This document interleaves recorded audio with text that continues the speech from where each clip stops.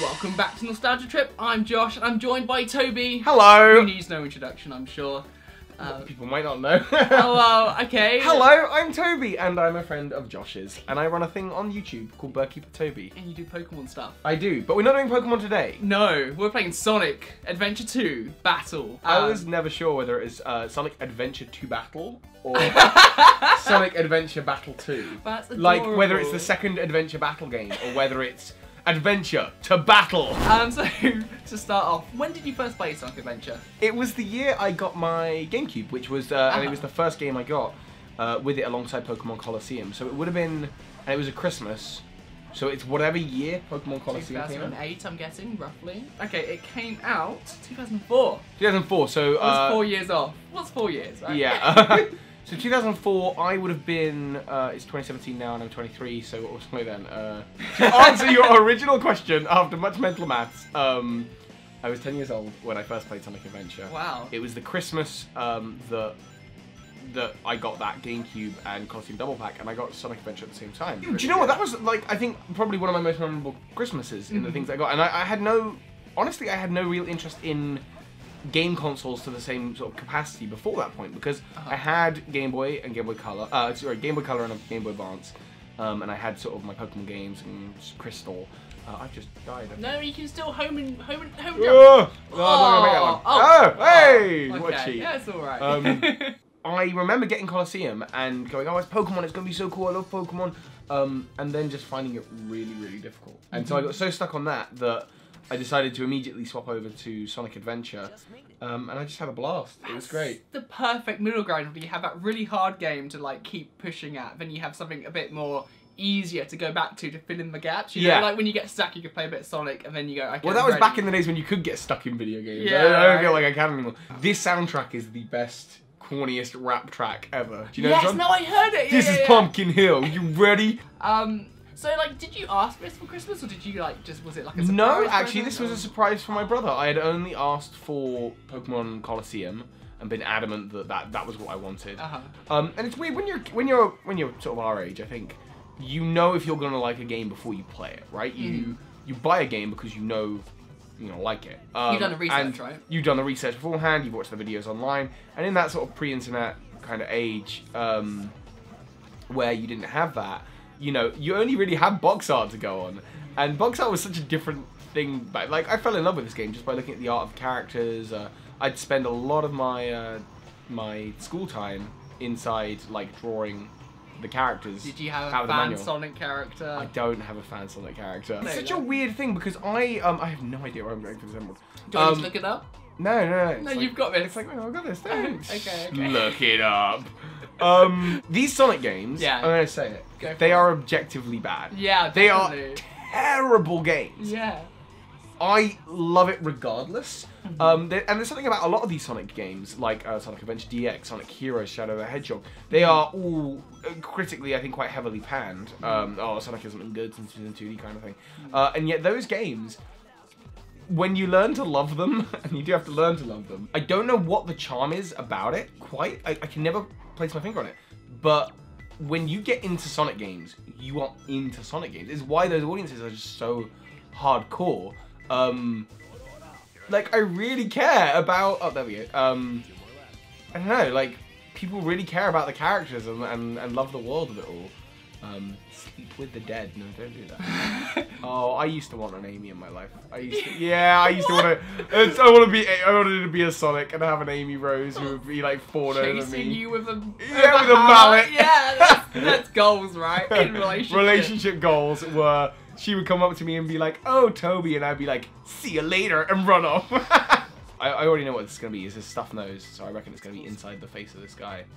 Well, that's kind of cute, actually. I like it as, like, it's where the dead sleep, and then, oh, he's got a stuffed nose. How can it be cute, and then making jokes about death? But yeah, Sonic 06, that wasn't on the GameCube, and I pretty much bought an Xbox 360, again, because I was like... I'm so sorry for you. I have to buy Sonic 06. Sorry for your loss. I thought that was a good idea. I mean, what you said, like, how you can, like, you know it's bad, but you enjoy it. I think that's nothing wrong with that. Well, but it's like, no different, really, to, like, how people enjoy, like film, like heavy action films where there's no story, there's no plot, there's nothing interesting about it. Oh, but this has too much plot. Like, that's the opposite. This is the other problem. It's like, I don't care. Shadow the Hedgehog, this whole game, he can remember this voice of Maria being like, Shadow, promise me that you'll, like, avenge me and stuff. And then in the last scene, he's like, wait, I think I'm remembering properly. And it's her going, Shadow, give the humans a chance to be happy. It's like, shit. How wrong could you be about the thing? like, you had lots of angst. Hang on, can I just say that one good sign of Tails is the funniest thing I've ever seen in my life? I mean, that said, objectively, he is walking through the streets, odd-looking streets, but he's walking through the streets, destroying military property in a giant jet plane murder tank. That is true. So this game never really like inspired you. It just was like you just have this personal connection to it. No, yeah, I just like I'm playing this and then it's just like nostalgia trip, right? Sure, right? But it definitely, you know, was my gateway game into the rest of video games. So in a very twisted way, it kind of is. It kind of is, but yeah. Sonic Boom was not good. Is it Sonic Boom? Sonic Boom, he's got Scarfo, right? Well, Sonic has a habit of getting it so right and then getting it immediately wrong again. And I don't know how it keeps on messing it up. Some kind of Sonic Anniversary game coming out. Isn't that Sonic Mania?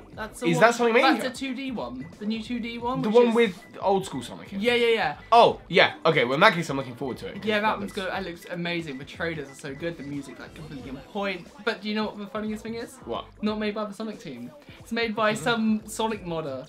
Like a fan guy they hired. And he's like head of making this game. You know, that doesn't surprise me at all. At this point, Sonic Team has so clearly lost vision of what Sonic should be. Right? It should be up to the fans to kind of make it. It's so true. Like, the fans do Sonic better than they do Sonic. Yeah, I mean, even game franchises that go well, the fan ideas are often so fantastic. I'm a big advocate of, you know, even though it's not Pokemon, necessarily legal, of fans going out of their way to make more content, whether that's in the form of games or short films or like just merch or things like that. Because genuinely, the stuff that fans make is so cool, and I think it's a shame when companies don't support that. And so I think it's cool if Sonic Team have brought on board a fan who they've seen his work, or maybe they've seen a mod that he made or something and thought that that's really cool, and that they've brought him on board, and then he's taken over the whole project and kicked them out, or whatever the situation might be. I think that's cool. Yeah. It's only better for the franchise. This always confused me in terms of like as a actual physical roadway. Right. How this makes any sense. Look, this poor car is just like, is he trying to get to the finish line as well? Or is he like just in his daily commute? Like, yeah, like between where and where? Where is he just driving to work? Yeah. Oh, honey, I'm gonna pop out and get some groceries. Okay, be careful. I heard there's a fox out today. Yeah. Or like the roads don't have edges as well. Like, oh no! That's like even more. I just drove that car off the road, like into the air. Yeah, then you went upwards. So my relationship with video games had sort of had 2 or 3 startups before this. So there was my Sega with Sonic, which I played very casually. It wasn't something. Video games didn't feel like a part of my life. It was just like, oh yeah, we have the Sega. Why don't we plug that in? Then the Pokemon fad hit in the 1990s, and I got a Game Boy Color. And immediately, when Mum asked me what Game Boy Color do you want, I was like, I want Pokemon Green. It's like, I don't think there is a Pokemon. I don't think that's how it works. I'm like, I want Pokemon Green Game Boy. So I got a lime green Game Boy. She tried her best to make something that wasn't real happen, which is great. Whatever those 2 games did to me, Yellow and Crystal, I knew I was hooked, because by Ruby and Sapphire, I remember being so excited for those games on release day. Those were the first games that I can remember being like, okay, on release, I need to have those games. And you know, and then this came in, and the GameCube, and the GameCube had Pokemon Coliseum, and honestly, the GameCube opened me up to love lots of other franchises. Like, suddenly I remembered, like, oh, I played Sonic before, and that's a cool franchise. And then Zelda happened, and I nearly ended up making Zelda content too. But one of the things I discovered playing all these games is that I love the lore and I love the world. And with Sonic, it's hard. There isn't really any mysteries about the lore of the world. It's actually a pretty straightforward thing. It depends on whether you include side games or what timeline. But you've got Mobius, which is a planet that they're from. Sonic technically isn't a hedgehog. He's an alien from the planet Mobius. And so are all of the Eggman and Amy and all He that looks stuff. like an alien. Did you see that guy? What, the president? Yeah, he doesn't look. Oh, he doesn't look human. Oh, he's a lizard man underneath. My memory. Hang on, so Sonic's going around saying Shadow, oh, you're the fake hedgehog. He's not even a real hedgehog. I love exploring the mysteries of the video game world and how games connect, and certainly these games are very straightforward in their connection. In terms of like why I picked Pokemon specifically is it has that appeal of lore and stuff, but ultimately like I don't want to live in the world of Sonic. I just enjoy playing it.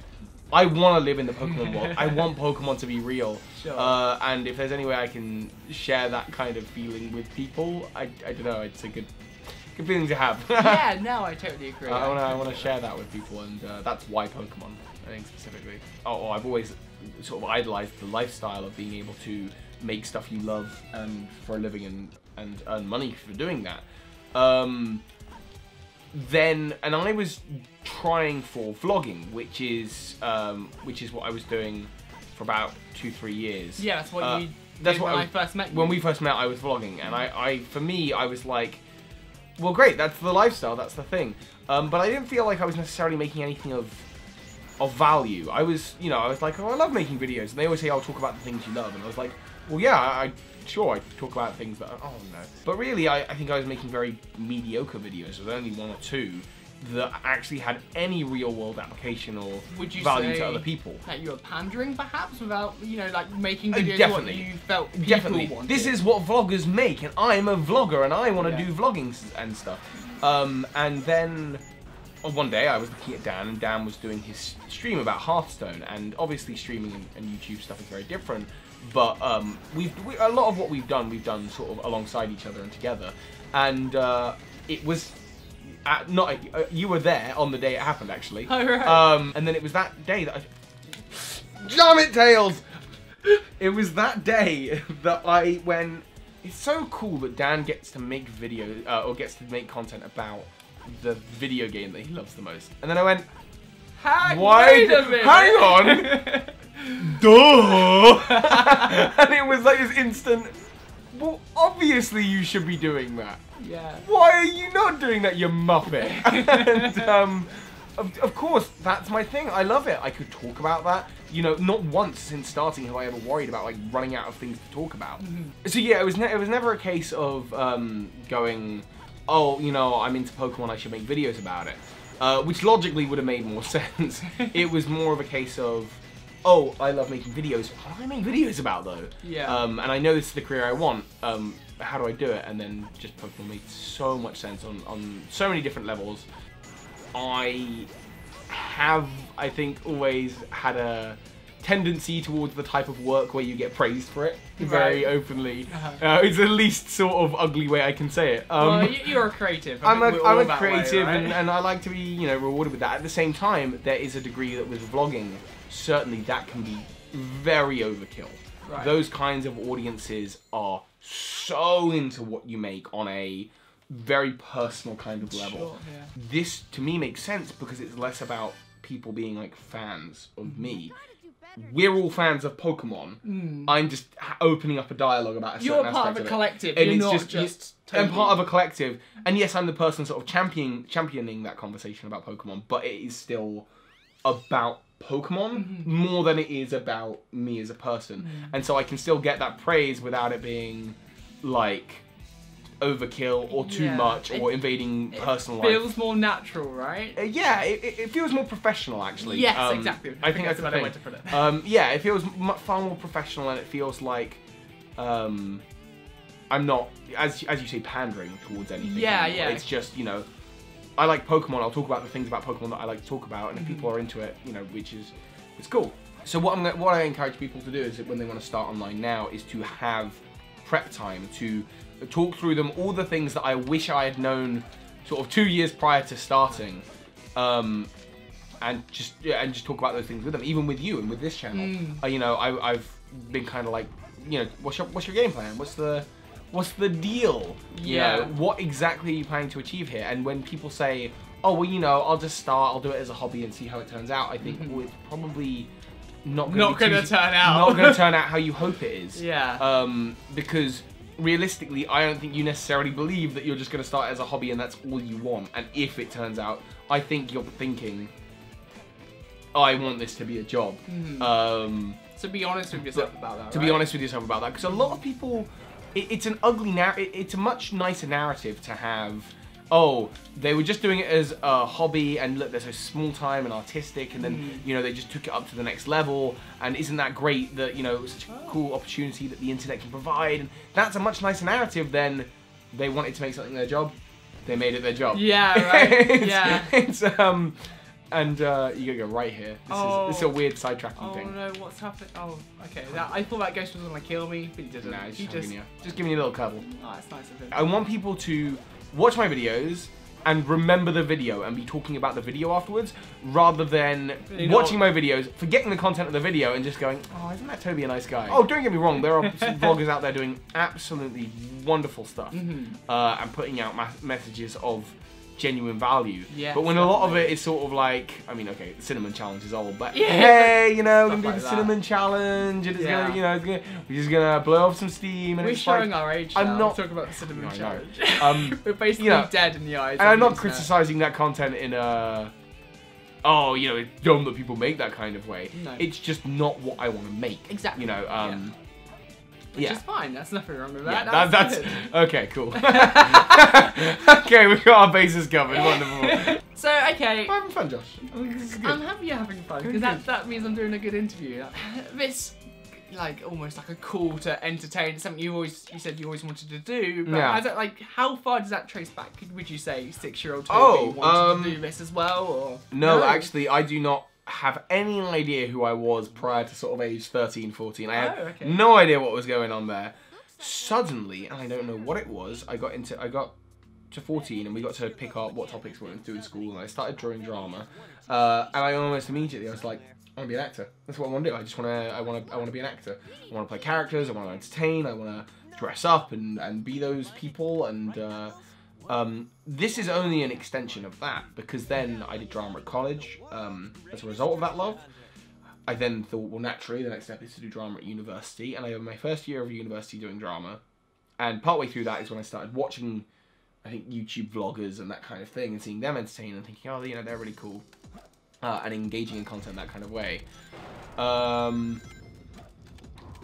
Brain fart. And then I also realised that I'm potentially not very good at acting. Right. Or not very good, but certainly not as good as I thought I was in college, and I wasn't convinced in my own abilities, and I really felt the stress of that first year.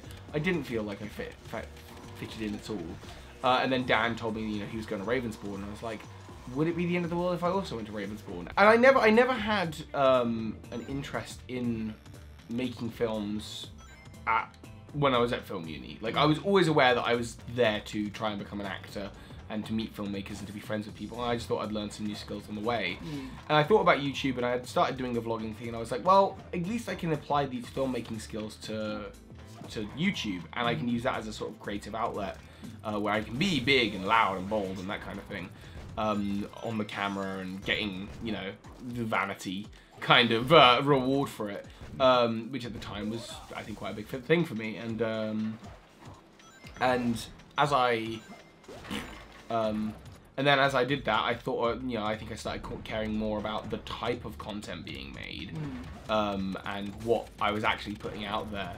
And then as I started the Pokemon thing, everything just clicked together, and it sort of made sense. In the long term, it'll continue to evolve and develop. I would like to have a production company. I'd like to go down that Rooster Teeth type avenue, and ultimately inspire other more talented creative people to work with me, and to collaborate and help make my ideas real, but then also give them opportunities. That's like, I think, the long-term goal. Yeah, that's something really along those cool. lines. That sounds awesome, man. Would you ever think about adding other stuff to your channel? Yeah, I've considered Zelda a lot before. Again, Zelda's one of those games where the lore is just so interesting to me. And before I was doing Keeper Toby, and before I was doing vlogging, I briefly started up a Zelda channel doing Zelda theories. I don't think I even knew that. No, it was a long time ago, and I was actually really into just talking about Zelda theories on the forums in Zelda Universe. Yeah, I remember talking about that with you. I remember when we were filming Stalking, and between takes we'll just be chatting about different Zelda theories and Yeah, stuff. right. So I'm actually really curious. Where do you think Breath of the Wild fits in then? Oh, Breath of the Wild's straightforward. It's it's either after Twilight Princess or after Four Swords Adventures. Okay. If you're looking at the main timeline, this is because there's a reference in one of the cutscenes where she talks about the Master Sword being if it's whether it's traveling through time, mastered in Twilight, or something else, and so it's referencing events of games. So if that's in that sword's past, then it has to be after Twilight. That's what I thought, but then everyone's always like talking about like all the Wind Waker tie-ins. I mean, like, how I see it, it takes place at the same time as Wind Waker, but in different timelines. That's how I always Sure. see it. Well, actually, no. It's based on the 10,000 year opening. It's actually the most far-forward Zelda game that could possibly be. That's actually a fair point. Thus far, because I think Wind Waker's only about 100 years after. Yes, no, Ocarina. you are correct. Yeah. Pokemon. What do you want to see it doing in the future? Like. I think we're about to see big changes with it with the Switch over the next sort of 2 to 3 years. I'd like to see it go more down the Colosseum-y type route where it's bigger worlds. Okay, come on. Okay, there we go. Bigger worlds, more to explore, just more immersive. So would you things. say like a whole new world to see? A whole new world. I honestly feel like more outside media stuff as well. Like, I'd like to see Pokemon get engaged with the fan community. Yeah. And get engaged with the stuff that they're making, and not necessarily like ROMs or stuff, but rather just look at what they're making, because the fans are ultimately. It's a 20-year-old game. Yeah. Some of those fans have gone from being age 10 to age 30, and in that time they've discovered their creativity and their passions. And some of them, are, some of the most creative people are Pokemon fans. Sure. And they should be utilizing the talent that they've helped create. I Definitely. think. Yeah, I think that's such a. I think that's the case for every game company. I really do. That's like the end of the interview section. Okay. I was ready. I hope you can get something good out of that. No, it's good. It's Okay, good. it's not going to be just trash. You said some really, really cool stuff. Editing will make me seem competent. So that's been Nostalgia Trip. Hope you've learned a bit about Toby. Hello. No, goodbye. Goodbye is the one. This is the outro. This is the outro. Check out his links and stuff. If you like the Pokemons, come along. If not, watch out for more Nostalgia Trip. So, catch you later, Internet. Kill Omnichow, because I can't stand the guy. Can you throw him off the edge? Chow? Yeah. Oh no, he's the best annoying. He should host Eurovision. Yeah, he'd be great. Actually, I would watch that. That would be